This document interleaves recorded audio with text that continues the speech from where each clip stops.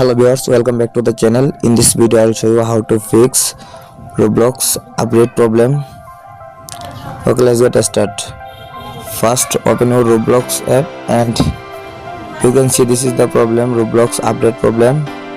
First open your phone settings and scroll down.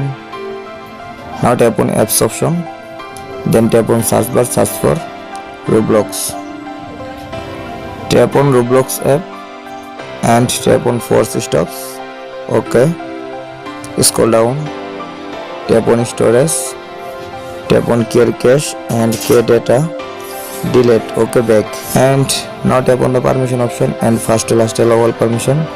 First camera allow, back, second contacts allow, back, microphone allow, another. Tap on notifications and turn on notification. Okay, back to the screen. And now check your internet or Wi-Fi connection. My Wi-Fi already connected. Okay, done. And go to Google Play Store or App Store. Tap on search bar, search for Roblox. Tap on Roblox and now check update to Roblox app. My Roblox app update is showing and tap on update option. And now waiting a few minutes.